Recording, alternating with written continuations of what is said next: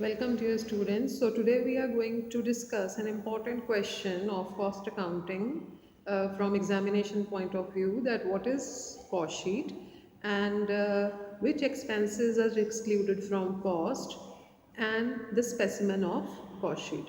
So what is cost sheet? It is a statement which is made in order to calculate the cost per unit or the total cost of a product or a service which we are the cost of which we want to compute. Now it is designed in such a way that it shows the minute detail of the breakup of the cost at each and every level, whether the works cost stage or the cost of production stage or the cost of goods sold stage. So this there is no hard and fast rule in making up of the performer or the statement of cost sheet, but still we the standard form which has been used for numerous years, it is a columnar statement performer, which I'll be showing it to you on the blackboard. So what are the advantages of cost sheet? That the control purpose, when we say what is the objective of cost accounting, we say it is the cost ascertainment, number one, and cost ascertainment also total cost and the per unit cost of the product. Then we say second thing is why cost accounting is needed. It is needed because for cost, first of all cost ascertainment, we want to ascertain the cost. Then is cost control, and for cost control you should know that at which state, for example, how much is the component of the direct cost in the product and how much is the component of the indirect cost of the product. So the cost sheet makes it very clear. And the third is cost reduction. So cost sheet helps in solving or achieving these objectives of cost accounting. Now another thing is, if we see the market scenario, the competition, a businessman, he has no other option that he cannot increase his selling price in order to achieve or attain higher profits. The only thing he can do, he can take steps in order to reduce the cost. And for reduction in cost, again, you need to know the breakup of cost, which is provided by the cost sheet. So I'm starting up with the specimen of cost sheet. So have a look, and side by side I'll be discussing the elements which I include in it. So here is the specimen of cost sheet.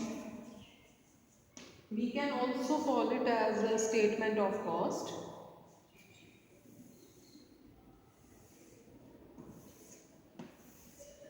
So we will be writing particulars. We will be making this the details column, or in other cases we can make it as total cost column also. So this is the total cost column, and here is the per unit cost. Put the rupee sign.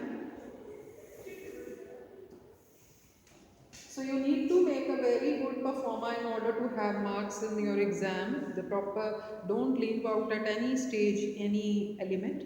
The first we write down over here is the direct cost component. That is prime cost.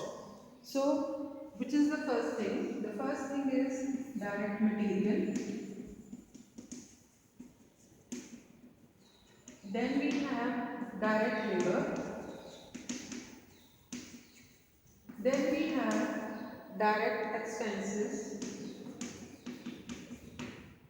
In total cost, let me fill up the imaginary figures. We can fill the imaginary figures over here. So if we want, but first of all, I would prefer that the way you have to put it up the specimen in exams, like that you should be writing it down. So let us say I wrote certain amounts over here. The total of it is known as prime cost.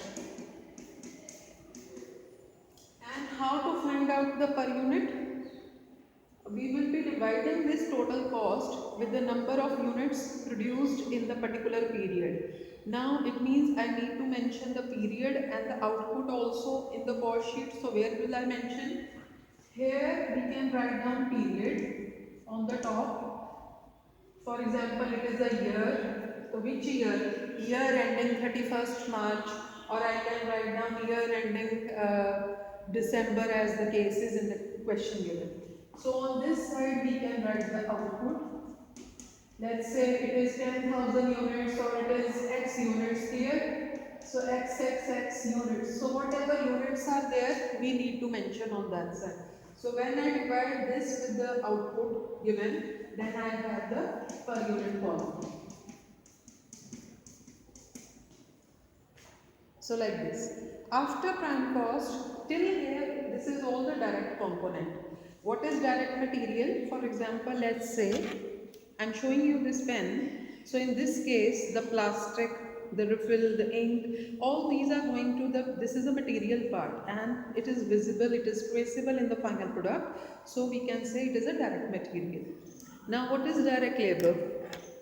You have seen a jeweler making the ornaments, clear? So you order and he transforms a gold bar into jewelry. So he's applying labor. So that is the direct labor part, which is traceable in the final product. Mind it, when I will be explaining all these things, I'll be repeating the thing, it is easily traceable in the final product. Similarly is the direct expense. Direct expense has another name, the chargeable expense. In order to manufacture this particular item, I have spent certain expenditure, for example, the carriage inward part or commission on take this purchase of this particular machinery on this where I have to carry out this production. So in that case, if there is a special expense which has been incurred only and only for the production of this product, in that case that is going to be the direct expense. So the sum total is going to be known as prime cost. In prime cost we add works, overheads. So when I add works, overheads, here what do we get? We get works cost. We get works cost.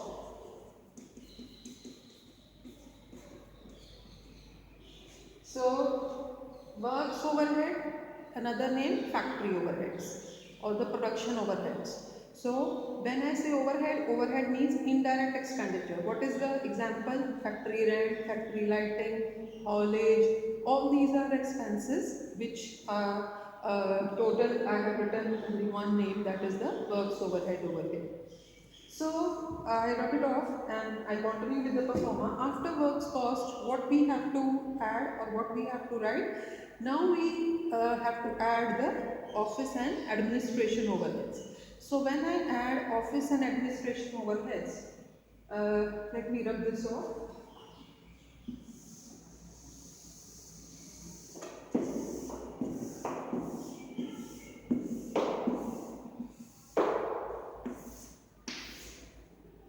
So we had works cost.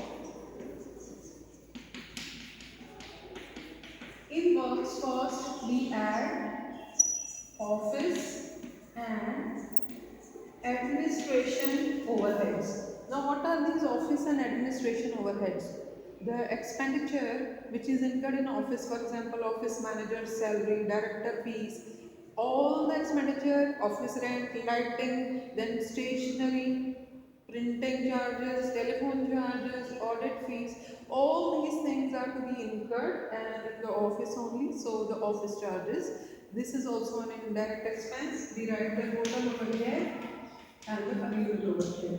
Now, what is the sum total of works cost and office and administration overheads called?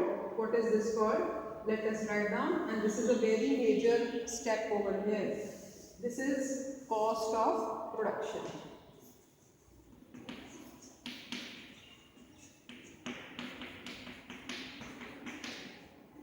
So this is cost of production. And now we come up to the next category of overheads, that is selling and distribution overheads. We add then selling and distribution overheads. Now selling and distribution, two separate names but are indirect expense only. Selling overheads are advertising, sales promotion, cost of the packaging of the product, and distribution, traveling salesman commission, traveling salesman salary, showroom expenses, showroom lighting, depreciation of showroom equipment, right? So whatever is required in order to distribute the goods. So we write down over here, and what total we get? We get cost of goods sold.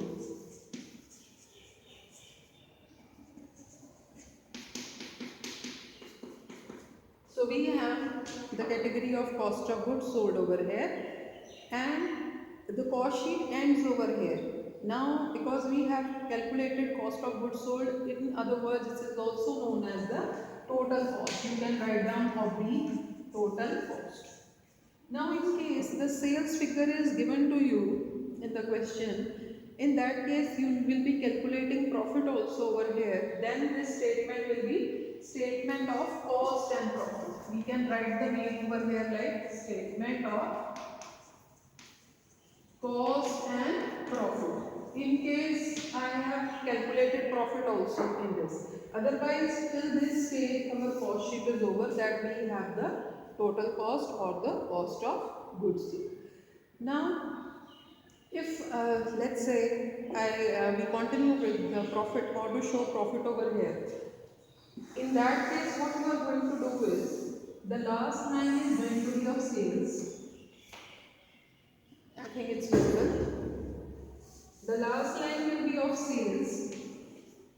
Sales is given to us and we have calculated the total cost. Sales minus total cost, the resultant will be the profit. So we will be writing it over here. And suppose if it is a loss, then we will be assigning a bracket to it and the loss will be reported. This is the very simple statement or specimen of cost sheet. But if in question they say that you prepare a specimen of cost sheet inculcating or incorporating the stocks also, then in that case opening and closing stock of raw material, of work in progress and of finished goods need to be added to this statement. Now I hope till here it's clear. Now in case you are asked and minded, if you want to get a good grade, then in that case you should draw this brief one also, and you should show that how cost sheet is made by incorporating the stocks value also in it. So a quick we'll be having a revision also, and side by side we will be adding up the stocks also. So there are three categories of stocks. One we have raw material, another is work in progress, and the third is finished products.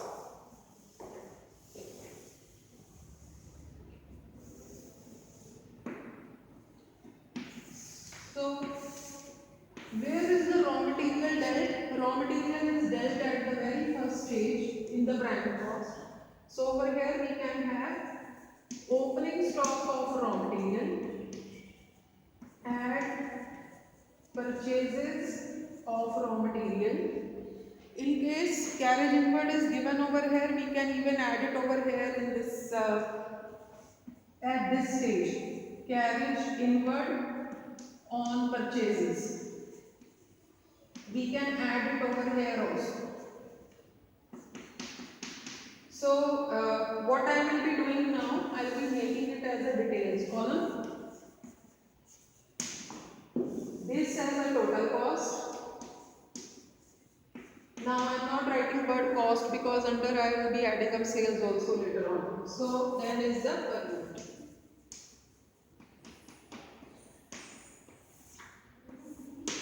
So opening stock of raw material, purchases, carriage inward, we have the total from this total I will be subtracting closing stock of raw material, and whatever is there, put it in the outer column. What is that known as? That is known as cost of raw material consumed. So cost of raw material consumed. You can write it full. Cost of raw material, again we divide this with the output and then per unit column is entered into. So this is the first stage, that is where we earlier wrote direct material only. Instead of that direct material, we are showing the stocks in case the question is such, or in case the statement has been asked in detail. So instead of direct material, now this whole thing will appear in the cost sheet. And after that, of course, the two other things, that is the direct labor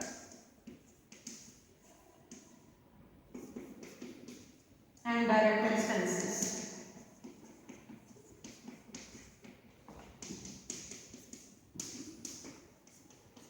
And if you remember, what was the sum total of all the direct expenses known as? Yes, it is prime cost. So you will be writing it over here, prime cost, and showing the total. So I will be writing it on the top so that the statement is formed. I hope till here you have noted down.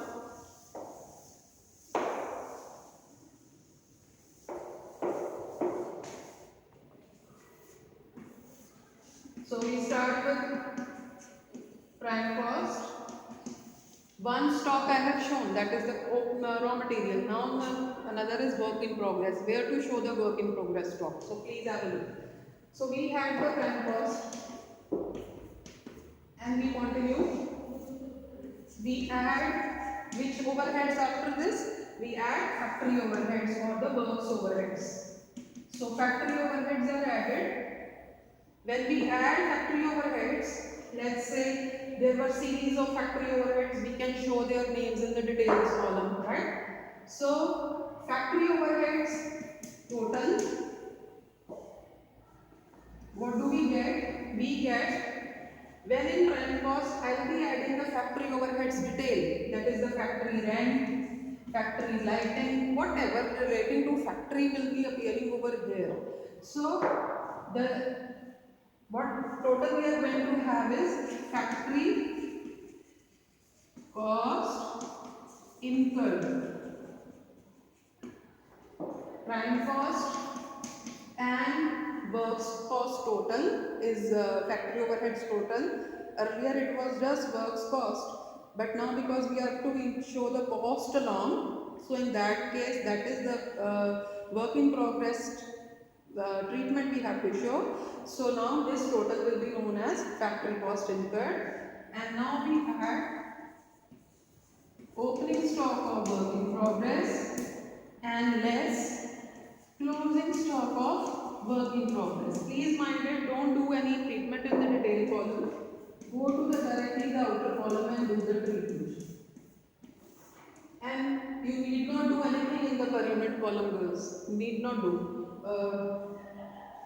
Directly, whatever we get over here, you divide by the output and have a per unit column. You have the entry in the per unit column. And what is this total now known as? This total is now known as factory cost or works cost. Factory cost or works cost. So from here we continue ahead. So two stocks treatment have been done. Now the third one is left, that is the stocks of finished goods. So let us continue with our cost sheet.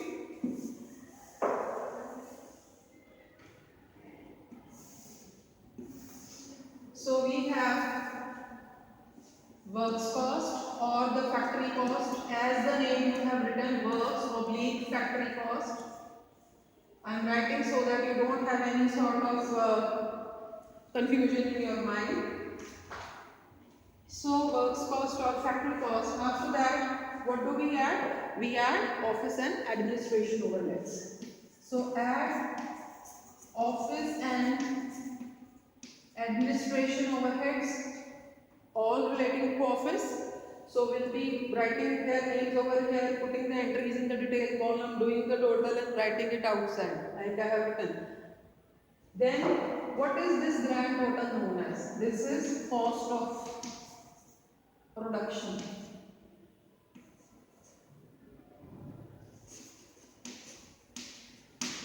This is cost of production. So in cost of production, we add what? We add the opening stock of finished goods and we deduct the closing stock of finished goods.